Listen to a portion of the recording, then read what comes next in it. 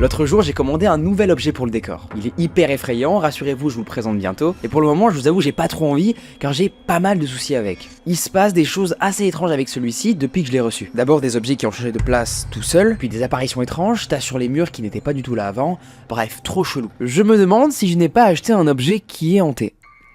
Terrible pour moi. Du coup, en réfléchissant un petit peu, je me suis dit, est-ce que des personnes ont déjà vécu des choses similaires à moi, avec encore plus d'événements énigmatiques et inexplicables? Et c'est là que je les ai trouvés, ces étranges faits divers que je vais vous raconter aujourd'hui. Il y en a 5 qui ont été réfléchis par moi et ma scripteuse Fleur Noire, d'ailleurs merci à elle et coucou à elle. Dans les commentaires, je vous invite à mettre un maximum de cœur pour Fleur Noire, car c'est grâce à elle qu'on arrive de plus en plus à améliorer le storytelling sur la chaîne, donc merci à elle. La plupart des histoires que je vais vous raconter sont inexplicables. Et c'est pour ça qu'encore, j'aurais besoin de vous en commentaire, car j'adore avoir vos théories sur les histoires. N'hésitez pas à mettre par exemple en commentaire histoire 1, ma théorie est la suivante, nanana. Je prendrai du temps et un plaisir à lire vos commentaires. Mettez-vous bien, mettez-vous à l'aise dans une ambiance un petit peu tamisée, effrayante, hop, on éteint les bougies. Qui s'éclaire à la bougie actuellement? Peut-être 2 dans le chat. Je suis habitué, c'est fou à dire le chat, alors qu'on n'est pas en live sur Twitch. Mais par contre, attention, avec mon pote Zebro, avec qui j'ai une chaîne divertissement qui n'a pas tellement de rapport avec l'horreur, quoique des fois on fait des lives horreur, d'ailleurs je vous préviendrai sur mon Instagram si on en fait un. On s'est lancé récemment dans l'aventure Twitch, on fait des lives, on parle avec les gens, je me suis découvert une réelle passion Twitch et de parler au chat avec des vraies personnes. C'est un pur bonheur, c'est une nouvelle aventure qui commence pour moi, alors rassurez-vous, je n'arrête pas YouTube, je n'arrête pas les vidéos paranormales, ça reste quand même ma passion, mais à côté voilà, j'ai ce petit cocon qui est Twitch, donc n'hésitez pas, je vous mets tout en description, le lien pour rejoindre les lives. C'est du lundi jusqu'au jeudi de 20h à 22h. Bref, je me suis un peu éparpillé, sans plus tarder, commençons avec la première histoire.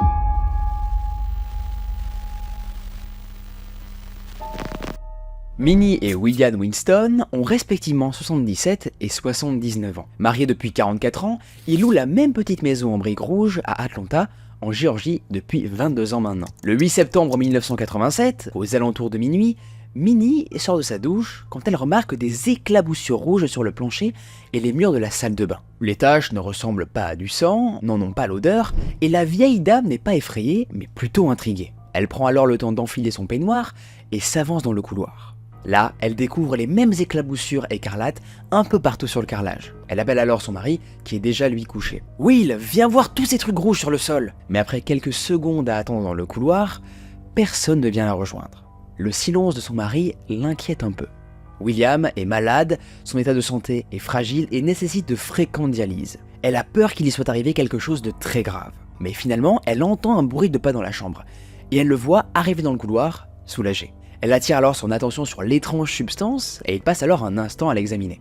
Elle semble suinter des carreaux, mais il n'arrive pas réellement à déterminer son origine. Même la nature de la substance, dites-vous, leur est inconnue. Sans réponse, alors ils finissent par aller se coucher. Mais le lendemain matin au réveil, il découvre avec stupeur que le phénomène s'est aggravé encore plus. Dites-vous que dans toutes les pièces, les murs et le sol sont recouverts de cette étrange substance que Winnie a découverte la veille. Alors, assez inquiet, il décide d'appeler la police. Une voiture arrive quelques minutes plus tard et se gare devant le 1114 Fontay Drive. Ce sont nos bons vieux inspecteurs Steve Cartwright et Richard Price. En entrant sur les lieux alors, ils remarquent une grande quantité de liquide qui inquiète sérieusement les propriétaires de la maison. En entrant sur les lieux, ils remarquent une grosse quantité de ce fameux liquide qui inquiète les propriétaires de la maison. Pour les inspecteurs, ça ne fait aucun doute, il est évident que ce soit des traces de sang. Les taches ressemblent à des éclaboussures de la taille d'une pièce de monnaie. Winnie et William invitent alors les inspecteurs à visiter les autres pièces de la maison. Ce même liquide étrange est partout. Dans le salon, la salle à manger, la cuisine, la salle de bain,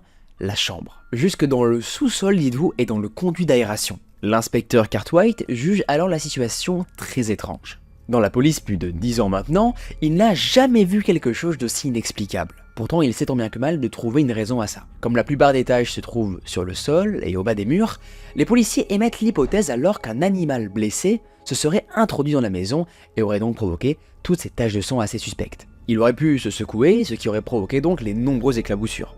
Logique. Il prélève alors des échantillons de ce qu'il pense être du sang et les envoie au Grady Memorial Hospital où ils sont analysés. Face à la situation, ils espèrent que leurs hypothèses de l'animal blessé est la bonne. Sinon, si c'est pas ça, ce sera pas le même ressenti, c'est sûr. Non, ce sera beaucoup plus flippant. Et coup de malchance pour eux, les analyses révèlent bien qu'il ne s'agit en aucun cas du sang d'un animal, mais bel et bien le sang d'un être humain. Les enquêteurs émettent donc une nouvelle hypothèse. Après tout, Monsieur Winston effectue régulièrement des dialyses pour sa santé, et elles sont effectuées à domicile. Aurait-il pu alors, d'une manière ou d'une autre, asperger les murs de son propre sang, même sans en avoir la véritable conscience? Après tout, il s'agit d'un homme malade et assez âgé. De retour au domicile des Winston, les enquêteurs soumettent alors leur théorie au couple. Mais Winnie et Will la rejettent fermement. Ils ne veulent rien entendre. Les policiers, alors, sont dans une impasse totale. Aucun crime ne semble avoir été commis, et personne n'a été porté et disparu récemment dans les environs. Bizarre. Ils ne savent plus quoi en penser. Ils n'ont aucune autre hypothèse pour expliquer l'apparition de ces traces rouges assez bizarres. Leur seule solution pour le moment est d'approfondir alors les analyses. Ils envoient donc les échantillons à un laboratoire d'analyse criminelle. Et tout ce que le laboratoire arrive à expertiser, c'est que le sang appartient au groupe 0, alors que les Winston sont tous les deux du groupe A. Ça n'a aucun sens. Et malheureusement, les prélèvements sont déjà trop détériorés pour pouvoir tirer d'autres conclusions. Les inspecteurs sont d'ailleurs blâmés par leurs supérieurs pour ne pas avoir apporté les échantillons directement aux analyses criminelles. C'est vrai que c'est un peu ballot. Car selon le directeur du laboratoire, Larry Howard, il aurait pu en apprendre beaucoup plus si les échantillons avaient été donnés bien avant et en meilleur état. Le sexe ou encore l'origine de la personne à qui ils appartenaient, et même il décelait éventuellement des traces de drogue ou d'alcool. Pourquoi pas. Surtout que pour lui, il s'agissait forcément d'un meurtre ou d'une mauvaise blague. Mais les inspecteurs ne sont pas encore convaincus. Ils ont fouillé toute la maison et aucun indice ne laisse penser à un crime ou une plaisanterie. Informé, le couple Winston n'arrive toujours pas à croire en la théorie qu'il s'agit bel et bien de sang humain. Qu'importe ce que disent les enquêteurs. Ils s'en foutent complètement. Surnommé donc la maison qui saigne, le domicile attire l'attention directement des médias, mais aussi celle des petits curieux. Plusieurs médiums, détectives et enquêteurs du paranormal, attirés par ce mystère, se précipitent directement à Atlanta avec leur petite voiture. Certains vont même jusqu'à aller sonner à la porte pour interroger les propriétaires ou tenter même de rentrer.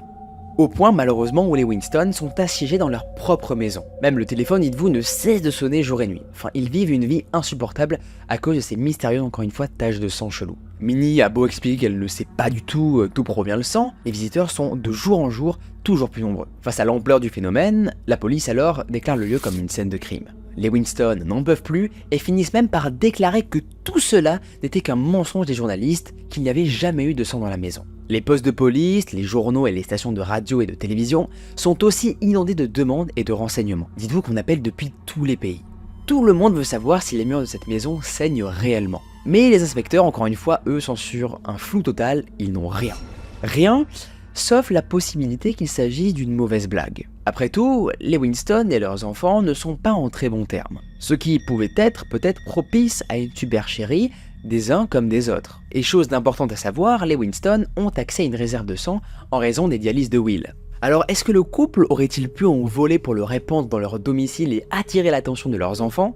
C'est une question que j'ai envie de vous poser et qui se pose vraiment. Coïncidence un petit peu chelou aussi, leur fille travaille également dans un hôpital. Aurait-elle pu, elle, dérober du sang et le répandre chez ses parents en espérant ainsi les faire mettre sous tutelle? Même si ces hypothèses, semblent extravagantes, elles sont les seules qui révèlent du rationnel. La police elle-même n'a jamais cru à une réelle origine surnaturelle de la substance. Ils sont toujours restés hyper rationnels. Mais comme aucun crime n'a été commis, les inspecteurs décident alors de ne pas poursuivre l'enquête et épargner aux Winston des problèmes supplémentaires. Et à ce jour, ce phénomène ne s'est jamais reproduit chez Minnie et William. Très bizarre. Vous en pensez quoi, vous les amis? Moi honnêtement, je pense qu'on est sur quelque chose, encore une fois, de rationnel, et comme l'ont dit les policiers, comme l'ont théorisé les enquêteurs, je pense qu'on est sur une farce. Soit de la famille, soit des enfants.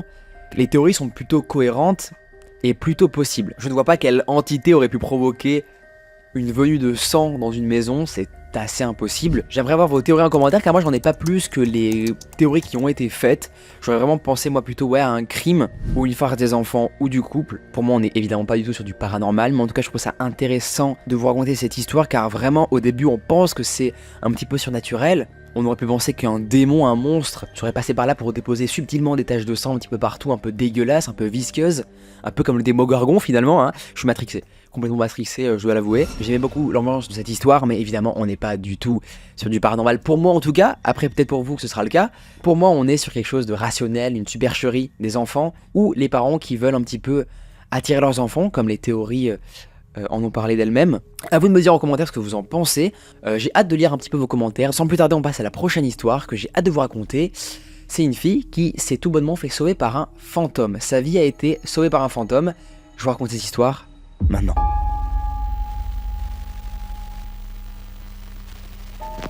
Pour cette histoire, on retrouve Ellie Shpo, c'est une institutrice de 25 ans qui vit à Fort Collins dans le Colorado. Et depuis 2 ans, elle fréquente un certain Jonathan Crossley qu'elle a rencontré en travaillant un été dans une colonie de vacances. Au début, elle trouve leur relation plutôt légère et amusante. Mais plus le temps passe et plus il insiste ce monsieur pour qu'elle s'engage. Lui rêve de se marier et avoir des enfants. Mais elle ne se sent pas prête du tout. Pourtant, elle a toujours été assez franche envers lui à ce sujet. Pour elle, l'homme qu'elle avait en face de lui était simplement une romance de vacances, rien de sérieux. Progressivement, il se montre alors agressif envers elle et commence à lui crier dessus. Un soir, elle prend son courage à deux mains et lui annonce qu'elle veut rompre définitivement. Mais là, il fait un truc un petit peu gênant que font des fois des hommes. Ne faites pas ça, vraiment. Il fait semblant de ne pas comprendre ce qu'elle dit. Il est totalement dans le déni. Le mec continue de se pointer chez elle comme si de rien n'était avec des fleurs et du chocolat régulièrement. Le gros forceur. Il l'appelle et, comme elle ne répond pas, il lui laisse plusieurs messages d'amour assez inquiétants et lourds sur son répondeur. Comme elle ne lui donne aucune attention, silence radio, il semble se résoudre à l'idée et finit par abandonner quelques mois plus tard. Le soir du 3 novembre 2020, Ellie rentre du travail comme à son habitude et trouve la porte du sous-sol entrouverte. Bon alors surprise, elle la ferme mécaniquement, mais n'y pense pas plus que ça. Fatiguée de sa journée de travail, elle n'a qu'une seule envie. Se mettre très à l'aise, s'occuper de son petit lapin qu'elle a chez elle, qui s'appelle Boomer d'ailleurs, et aller se coucher. Mais là, en allant se changer, elle est arrêtée par la sonnerie de son téléphone. Elle vient de recevoir à l'instant un SMS et son sang se glace à l'idée que ce soit peut-être Jonathan qui revienne à la charge. Elle est terrorisée, mais quand elle lit le message, elle est soulagée. Jonathan lui dit avoir enfin compris ce qu'elle voulait avec lui et accepte sa décision. Mais par contre, ce qu'elle ne sait pas, c'est qu'il lui envoie ce SMS depuis sa propre maison. Rentré par une fenêtre du rez-de-chaussée, il est là depuis 26 heures à attendre qu'elle rentre dans la maison, dans les sanitaires. Il a absolument tout prévu et a même pensé à prendre un sac avec de la nourriture, de l'eau et des livres, pour patienter en attendant le bon moment pour intervenir. Le moment fatidique. Il n'est pas bête, il connaît très bien les habitudes d'Ellie, il sait qu'elle va venir voir Boomer, le lapin, avant d'aller se coucher. Et il a complètement raison. Une fois en pyjama, elle descend au sous-sol pour s'occuper de son animal de compagnie. Elle n'a même pas le temps d'arriver en bas qu'elle entend un bruit dans son dos. Elle se retourne et comprend avec horreur que c'est bel et bien Jonathan qu'elle a en face d'elle. Il se jette sur elle comme un prédateur, comme pourrait le faire un animal sur sa proie. Il fait ça en étant froid, sans un mot, sans une expression sur son visage. Il tente de l'étrangler. Elle riposte heureusement et réussit à le frapper avec ses coudes et ses genoux. Mais il la repousse du haut de l'escalier.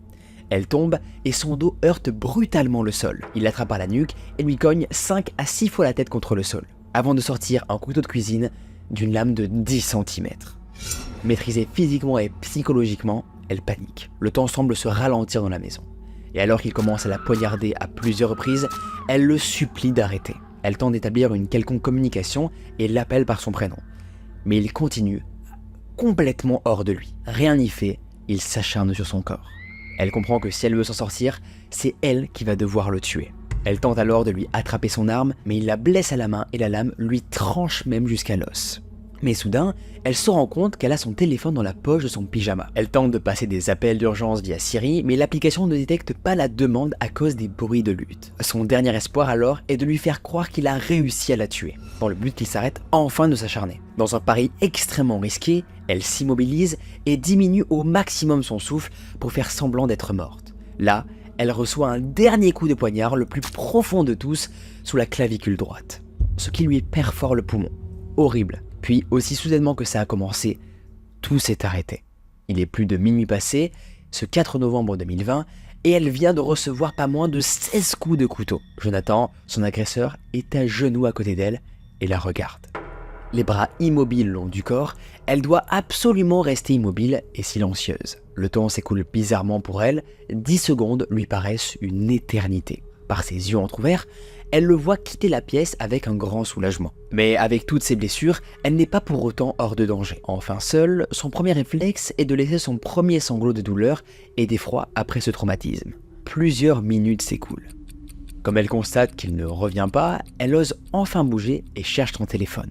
Mais son bras gauche, lui, ne fonctionne plus du tout. Elle ne peut se servir que de sa main droite. Elle baigne dans son propre sang qui s'échappe de ses nombreuses blessures. Plus le temps passe, moins elle a de chances de survivre. Et elle le sait très bien. À bout de force, elle l'abandonne et s'effondre à nouveau, complètement immobile. Et ce qu'elle décrit ensuite est tout simplement incroyable. et impensable. Près d'elle, elle voit apparaître plusieurs personnes dans l'embrasure de la porte. Mais ce ne sont pas n'importe quelles personnes. Ce sont, comme elle va nous le décrire avec ses propres mots, des êtres désincarnés. Et parmi eux se trouvent 3 de ses proches, dont sa grand-mère paternelle. Elle se tient parmi les autres et sourit à Eilish d'une manière étrange, sans aucun autre signe. Jenny y se tient debout, juste à côté de sa petite fille qui gît dans son propre sang, sans rien dire. Et la seconde d'après, elle n'y est plus.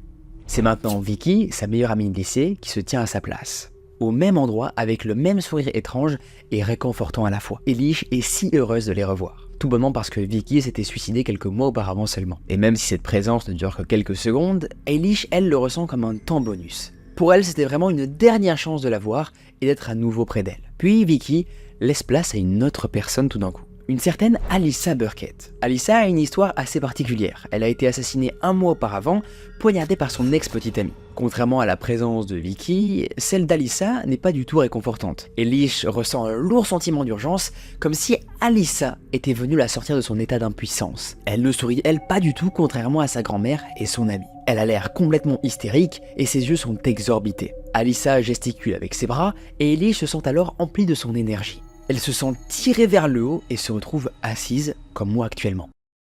Redressée maintenant, elle réussit à attraper enfin son téléphone. Mais malheureusement, le sang qui recouvre ses mains empêche l'écran tactile de réagir. Elle a vraiment pas de chance. Dans une intuition fulgurante, elle se souvient alors qu'elle peut déclencher l'appel d'urgence grâce à l'option SOS. Et ça, c'est nickel. Comme elle n'arrive toujours pas à se servir de ses mains pour appuyer simultanément sur le volume et le verrouillage, elle doit alors se servir de son nez. Et là, elle entend enfin la sonnerie du téléphone. Soulagée, elle se laisse à nouveau glisser sur le sol et attend les secours. Conduite enfin à l'hôpital, elle subit de nombreuses interventions chirurgicales. Et vous savez quoi ? Elle survit. Quelques heures plus tard, Jonathan, lui, se suicide en sautant d'une falaise. Eilish, elle, conserve depuis une extraordinaire capacité. Et vous allez me demander c'est quoi cette capacité de fou ? Eh bien, elle peut voir les entités désincarnées, des silhouettes sombres et des âmes défuntes. D'abord, elle les aperçoit du coin de l'œil seulement, mais progressivement, elle les voit comme des formes humanoïdes de manière claire et distincte. Et même si elles ne sont pas aussi claires que des personnes immobiles comme nous, elles semblent toutes dans un perpétuel mouvement éthérique. Et elles ne s'approchent jamais trop près d'Eilish. Et quand elles s'aperçoivent de leur présence, ou si elles tentent de s'en approcher, elles disparaissent. Eilish en vient à nous évoquer une petite théorie à elle. Elle pense en fait que les visions qu'elle a sont probablement dues au fait qu'elle soit elle-même passée très proche de la mort. En commentaire, dites-moi si vous connaissez un peu ces expériences de mort imminente que vivent pas mal de personnes. J'aimerais voir votre avis en commentaire car je pense qu'on serait sur une théorie similaire à elle. Car pour elle, il est évident que ces êtres sont des âmes qui traversent le passage entre le monde des vivants et celui des morts. Tout comme elle d'ailleurs cette nuit du 3 au 4 novembre 2020. Avant ce drame, elle croyait en une possibilité d'une vie après la mort. Maintenant, elle en est certaine. En février 2000, un tableau est mis en ligne sur le site eBay avec une étrange description. Le tableau représente un garçon de 5 ans et une poupée en bois. Ils se tiennent debout sur le seuil d'une maison devant une porte en verre. Et un détail qui est assez terrifiant, regardez, derrière la vitre, des mains surgissent de la pénombre et semblent appeler le garçon. Mais le garçon, lui, vous le voyez, il ne les voit pas. L'annonce postée depuis la Californie est titrée « Peinture hantée ». Et ce n'est pas tout. Dans les détails, voici ce qu'il est écrit. Avertissement et décharge de responsabilité. Lorsque nous avons reçu ce tableau, nous avons d'abord pensé que c'était du grand art. Un brocanteur l'a trouvé derrière une vieille brasserie. Nous nous demandions alors pourquoi une belle peinture comme ça avait été abandonnée. Mais aujourd'hui, on se pose plus la question. Un matin, notre fille de 4 ans a dit avoir vu les enfants de la peinture se battre, puis sortir du cadre pour entrer dans sa chambre pendant la nuit. Et personnellement, je ne suis pas du tout du genre à croire aux ovnis, ou même que Elvis Presley soit encore en vie. Mais ça a beaucoup inquiété mon mari. Mais j'étais sceptique. Mais lui a décidé d'installer une caméra à détecteur de mouvement dans la chambre de la petite pour filmer durant la nuit. Et à mon grand étonnement, la 3e nuit, la caméra s'est déclenchée et a capturé 2 photos. Des clichés qui montrent exactement ce que ma fille dit avoir vu. On y voit le petit garçon du tableau quitter la peinture comme s'il était menacé. Jugez par vous-même. Nous avons décidé de nous débarrasser de cette horrible chose. Avant tout, lisez attentivement l'avertissement suivant, s'il vous plaît. Ne pas enchérir sur cette peinture si vous êtes sensible au stress, si vous êtes cardiaque ou si vous n'êtes pas familier avec les événements surnaturels. En achetant cette peinture, vous acceptez de décharger les propriétaires de toute responsabilité en relation avec la vente ou de tous les événements qui pourraient se produire après la vente et qui pourraient être attribués à cette peinture. Il est bel et bien possible que cette œuvre ait des capacités surnaturelles comme il est possible qu'elle n'en ait pas. Si c'est le cas, les manifestations paranormales pourraient avoir des conséquences énormes sur votre vie. Ne prenez pas en compte les 2 dernières photos du tableau lors de vos enchères. Merci de miser exclusivement sur la valeur picturale de l'œuvre. Si vous l'achetez, vous vous engagez à décharger les propriétaires de toute responsabilité de ces effets, implicites ou explicites. Maintenant, une question pour vous. Une fois que nous serons débarrassés de cette peinture, nous souhaiterons faire bénir notre maison. Avez-vous quelqu'un de qualifié à nous recommander ? 8 photos sont jointes alors à l'annonce. 2 sont des vues d'ensemble du tableau et 4 sont des gros plans détaillés. Les 2 dernières sont des clichés de nuit lorsque l'enfant est censé sortir du tableau. En 2002, la BBC affirme y voir la poupée tenir un pistolet pour menacer le petit garçon. Alors que sur les 6 premières photos, la poupée de bois affiche une bouche fermée sur les 2 dernières de sa bouche, et sur les 2 dernières, sa bouche semble maintenant ouverte. Le petit garçon, quant à lui, peut sembler en mouvement. Je trouve ça hyper intriguant comme annonce. Vous les gars, vous en pensez quoi en commentaire? J'attends vraiment vos avis. Et d'ailleurs, petite coupure dans l'histoire, est-ce que ça vous plairait que moi je commande des objets un peu hantés comme l'avait fait le grand JD, qu'on les teste, qu'on expérimente, que je vous raconte carrément l'historique de ce que j'ai commandé, de l'histoire un petit peu qu'il y a autour de ça en mode storytelling comme je le fais actuellement? Est-ce que ça vous plairait? N'hésitez pas à me le dire, ça me ferait extrêmement plaisir. Elle est un peu contradictoire dans ce qu'elle dit, mais la vendeuse dit bien qu'elle ne croit pas du tout aux phénomènes paranormaux, contrairement à son mari. Et les curieux n'ont pas tardé à affluer, posant de nombreuses questions. L'annonce est donc modifiée pour ajouter ceci. Bon, comme j'ai eu de nombreuses questions, voici les réponses. La taille du tableau est de 61 cm par 91 cm, ce qui est assez grand. Il n'y a pas d'odeur laissée dans la pièce. Il n'y avait aucune voix, pas d'empreinte ou de fluide étrange sur le mur. Afin de vous dissuader de poser des questions à ce sujet, je ne crois pas qu'il s'agisse de fantômes ou autre. Et la plupart de ces phénomènes ont une explication. Dans ce cas, c'est probablement un effet de jeu de lumière. Je vous encourage à réfléchir sur l'œuvre d'art et à prendre les 2 dernières photos comme un simple divertissement. S'il vous plaît, en tenez pas compte lors des enchères. Juste avant la fin des enchères, la vendeuse ajoute une dernière modification. Elle va commenter un message de remerciement à ceux qui ont enchéri, mais aussi à ceux qui lui ont laissé un message avec des conseils. Des contacts pour bénir la maison comme elle cherchait, et aussi pour l'exorciser. Mais elle est alerte aussi. Elle a reçu des messages de 7 personnes ayant subi des manifestations surnaturelles seulement après avoir regardé les photos de l'annonce. Selon elle, il fallait absolument éviter d'utiliser l'image du tableau en fond d'écran et surtout éviter de l'afficher en présence de personnes mineures. C'est un certain Kim Smith, propriétaire d'une galerie d'art, qui remporte l'enchère pour 1025 $. Au moment où le tableau est vendu, il est déjà une légende. Un mois après l'achat du tableau, Smith donne une interview à un site spécialisé dans le paranormal. Et il dit ne jamais avoir été témoin de manifestations étranges. Mais il aurait reçu par contre de nombreux témoignages de personnes qui en ont subi après avoir vu le tableau. Certains se sont évanouis, d'autres se sont sentis repoussés ou sont tombés malades. Bizarre. Plus grave encore, certains auraient été victimes d'une entité invisible jusqu'à perdre le contrôle de leur esprit. Mais alors maintenant, qu'en est-il de ce tableau ? Déjà, est-ce qu'il existe réellement? C'est la question à se poser. Et si oui, qui a peint ce tableau? Qui est le concepteur de ce tableau? Smith le découvre facilement car l'œuvre est signée par quelqu'un. En réalité, il s'agit d'un tableau peint par un artiste californien, Bill Stoneham. Et lorsque Smith contacte le peintre, qui est toujours en vie, heureusement, Bill est assez étonné de découvrir les mystères qui entourent son œuvre. Pourtant, cette peinture a déjà un sombre passé. Peinte en 1992, elle s'intitule « Les mains lui résistent ». L'artiste affirme qu'il s'est lui-même mis en scène quand il était enfant à partir d'une photo. Sur le cliché, il a 5 ans et joue avec une petite fille du quartier devant la porte vitrée de la maison familiale. En prenant cette photo, les parents du petit Bill n'auraient jamais imaginé la légende qu'elle engendrerait. Exposée dans la galerie d'un certain Charles Fate Garden, l'œuvre fait l'objet d'un papier du critique d'art Henry Seldes dans le Los Angeles Times. Elle est ensuite achetée par l'acteur John Marley, connu pour son rôle dans Le Parrain. En seulement 10 ans après la première exposition de l'œuvre, ces 3 hommes sont décédés. Le critique du tableau Seldes en 1978, puis le marchand d'art Charles Fairgarden en 1981, et enfin son propriétaire John Marley en 1984. Depuis, le tableau est soigneusement conservé à l'abri des regards dans la galerie de Kim Smith à Grand Rapids, dans le Michigan. Son propriétaire reçoit encore et encore des messages terrifiés de personnes qui témoignent vivre des expériences troublantes en regardant le tableau ou même en regardant les photos de l'annonce, même si très peu de personnes demandent à le voir dans la vraie vie.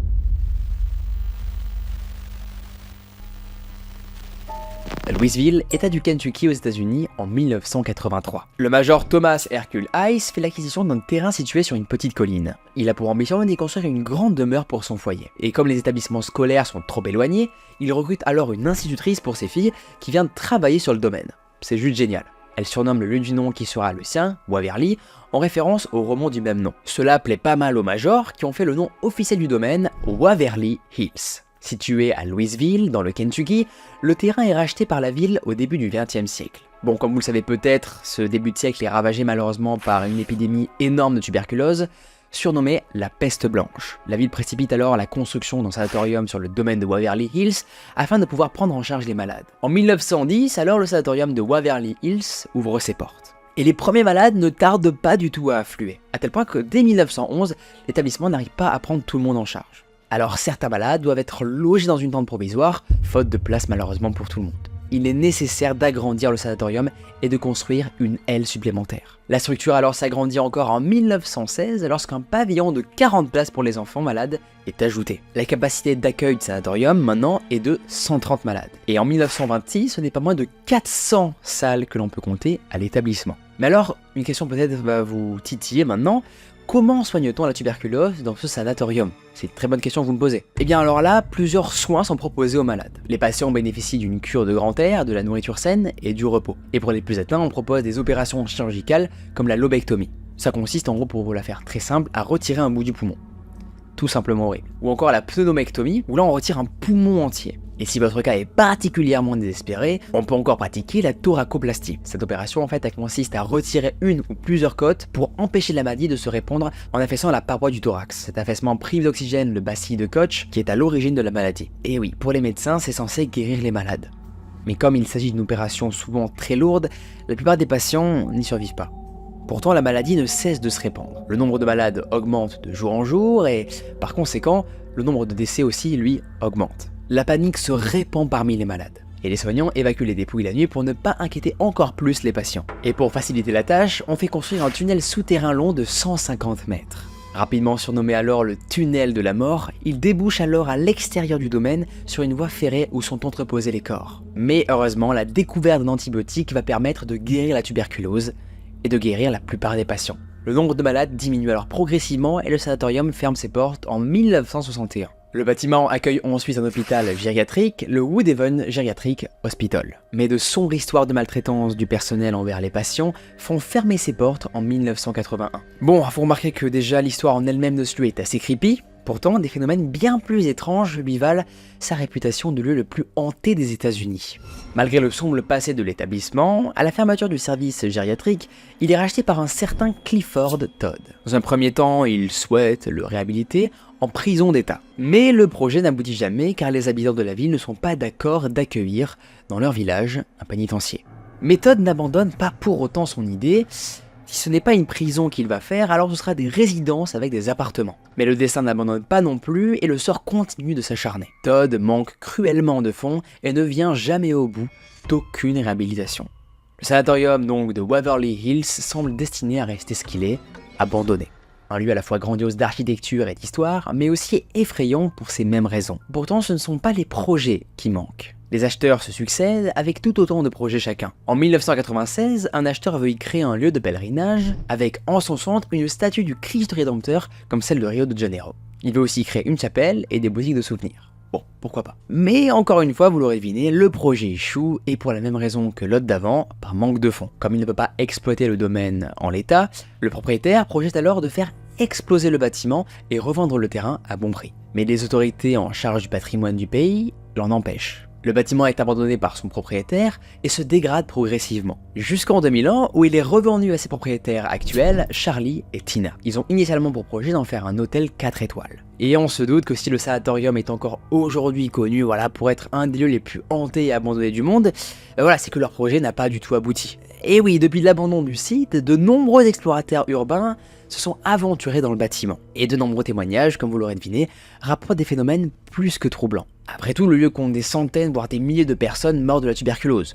On pourrait peut-être comprendre pourquoi c'est hanté, sans parler des traumatismes nombreux de maltraitance sur les résidents du service de gériatrie. De nombreux témoignages des amis ont rapporté notamment 2 phénomènes principaux hyper énigmatiques. Déjà, dans la chambre 502, située au 5e étage de l'établissement. Cet étage accueillait les patients les plus jeunes et atteints d'une forme de méningite que l'on traitait à coups d'électrochocs. Mais la chambre 502 est tristement célèbre pour avoir vu les suicides de 2 infirmières qui travaillaient au sanatorium. La première, âgée de 22 ans, a mis fin à ses jours par pendaison. Elle entretenait une relation illégitime avec le directeur de l'hôpital et portait un enfant hors mariage, ce qui était très mal perçu à l'époque.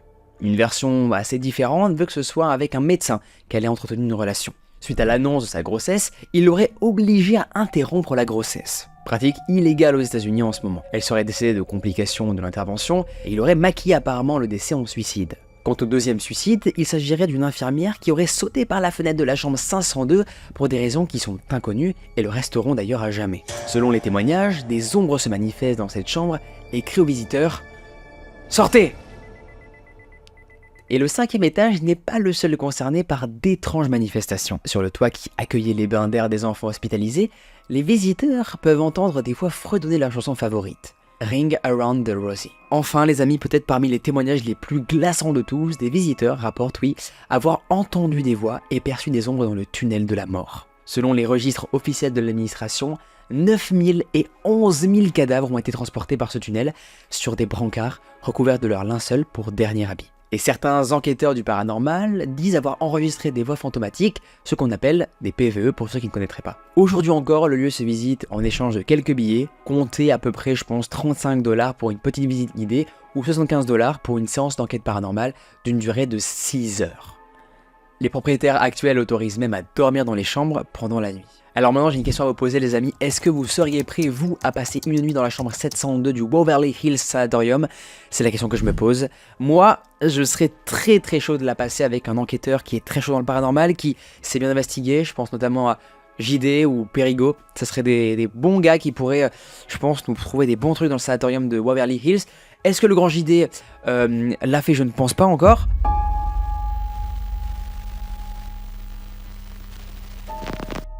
Pedro Perón, un habitant de la ville de San José de la Esquina en Argentine, rentre chez lui au volant de sa voiture le 26 février 2018. Au bord de la route, il aperçoit un jeune homme en train de faire du stop. Il fait lui-même du stop de temps en temps, et quand il conduit, il est habitué à prendre des passagers. C'est un truc qu'il aime bien faire. Il se stationne alors sur le bas-côté et propose au jeune homme de monter dans sa voiture pour lui permettre de faire un petit bout de chemin avec lui. Réservé et un peu timide, l'autostoppeur monte alors dans le véhicule sur la banquette arrière. Il n'a pas l'air vraiment étrange. Au contraire, Pedro trouve qu'il ressemble plutôt à un adolescent classique, comme il a l'habitude d'en voir et d'en prendre en stop dans son véhicule très régulièrement. D'ailleurs, il ne se souvient pas spécialement du visage de chacun d'entre eux. Pourtant, celui de l'autostoppeur qu'il vient de faire monter dans sa voiture, il ne l'oubliera, lui, jamais. Durant le trajet, le jeune homme ne dit rien sur lui et ne dévoile même pas du tout son prénom. Malgré tout, Pedro réussit à savoir quand même qu'il a 17 ans et qu'il est originaire d'une ville proche, Arteaga. Plus tard, lorsqu'il raconte à la presse ce qu'il a vécu ce jour-là, Pedro dit qu'il aurait voulu vraiment savoir plus qui était cette personne et qu'il a vraiment un profond regret. Mais pour l'instant, je suis d'accord, vous savez pas pourquoi je dis ça, mais vous allez très vite le comprendre. Quand il lui demande s'il va avec lui jusqu'à sa destination San José de la Esquina, le garçon répond que non. Il lui indiquera l'endroit apparemment où il souhaite être déposé au moment venu. Pedro continue alors de conduire tranquillement, comme si de rien n'était. Au croisement de la route et du cimetière, le jeune homme demande soudainement à être déposé. Et immédiatement, au même moment où il dit ça, Pedro sent ce qu'il décrit comme une horrible odeur. Une odeur qu'il pense être au premier abord de la fumée. Il freine alors brutalement et stoppe le véhicule. Il scrute l'habitacle et vérifie que rien n'est en train de prendre feu. Il a vraiment peur. Puis il sort un peu contrôler tout, il regarde l'arrière du véhicule, mais étrangement, il n'y a rien à signaler. Il s'apprête alors à remonter dans son véhicule quand il s'aperçoit, stupéfait, que son passager a tout simplement disparu. Pedro fait à nouveau le tour de la voiture pour voir si le jeune homme est peut-être là, qu'il ne l'a peut-être pas suivi et qu'il n'est pas descendu du véhicule. Mais là, non, il voit personne, il n'y a aucune trace de l'autostoppeur. Hyper bizarre. Ce n'est qu'installé à nouveau derrière son volant qu'il se rend compte que le tapis de sol du passager est littéralement brûlé. L'étrange jeune homme, oui, semble bel et bien s'être volatilisé en laissant derrière lui ces deux seules brûlures en forme d'empreintes de pied. Bon, complètement paniqué, vous l'imaginez, Pedro appelle ses amis directement pour essayer de retrouver ce type. Où il a pu bien passer, en fait, c'est pas possible, il n'a pas pu disparaître. À leur arrivée, eux non plus ne trouvent personne.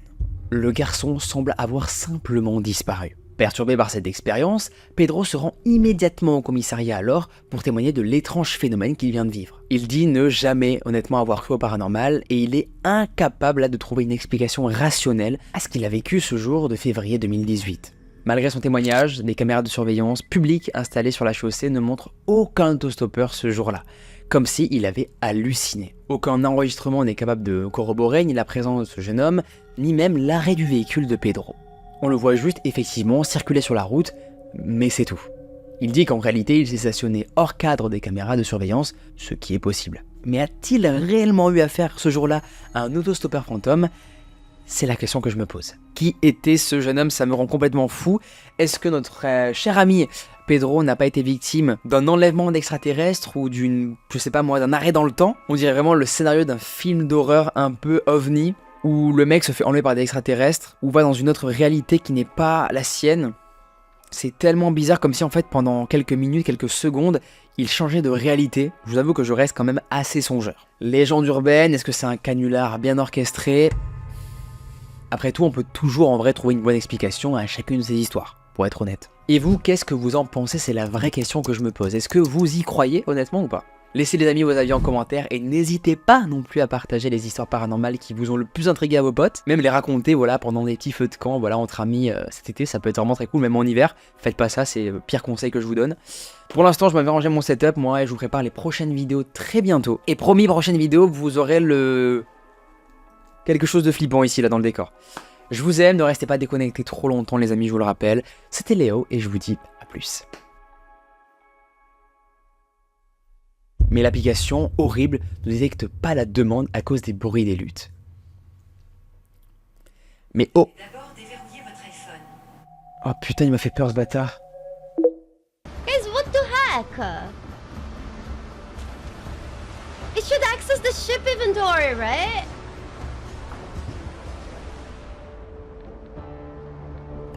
Gosh heck.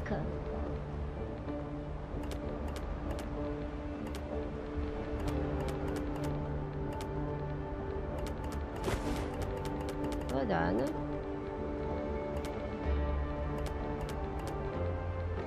Hold on. Coffee. Is this all we have to sell? Yeah. We go.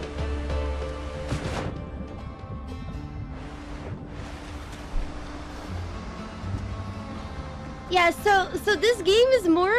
This game is kind of like a mix between. Dangerous than wild animals. It's kind of like a survival game and a Pay it. little bit of RPG. Oh, nice. We sell. We sell. Okay, cool. We made some money. A 5. FIFA and Tetris. Yep, exactly. Keep your powder Wait, is that dry. quest? My hair dries very fast, it's true. What are you snooping around for? 1, 2, or 3, guys. What do we tell this guy?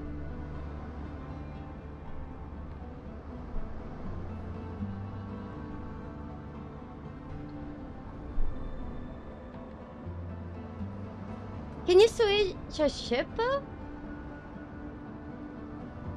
I think we can. I see a friendly face and think, well, might as well say hello. Hi!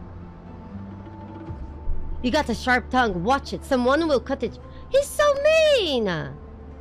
My name is Henry. I'm the elder of the rogue buccaneers. We hunt wild beasts, yet now we're hunted. Oh, what's the reason for that? The Blackbeard, the rotten... Battered? Wants his gun. Because we refuse to honor his lapdogs.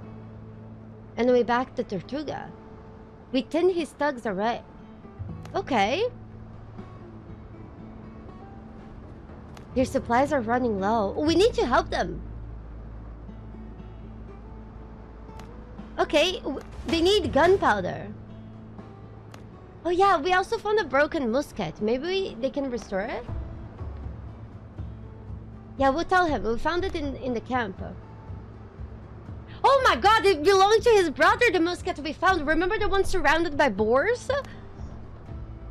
Marcel took a group of hunters. Oh no, the pirates got them. No one survived besides the musket. Murder! Blackbirds, jackals are butchering us like pigs. We accidentally did the quest. A 5! Okay, cool. Nice. Okay, well, we're done with this guy. Cool. Guys, we get a gun if we destroy 3 pirate ships. Maybe we should do it.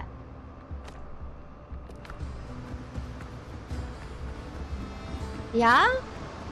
If you're looking for prey, I can suggest a couple. But first, let's go back to the other town.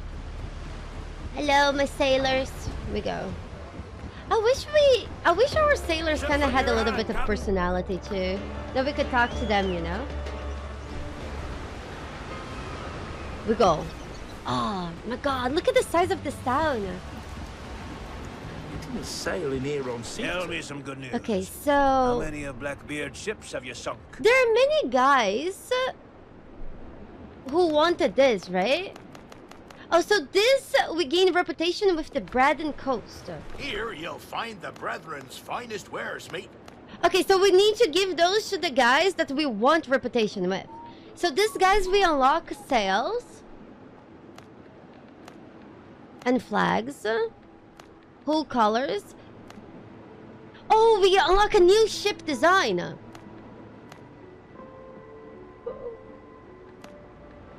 Ooh. Pingmaster, rest well.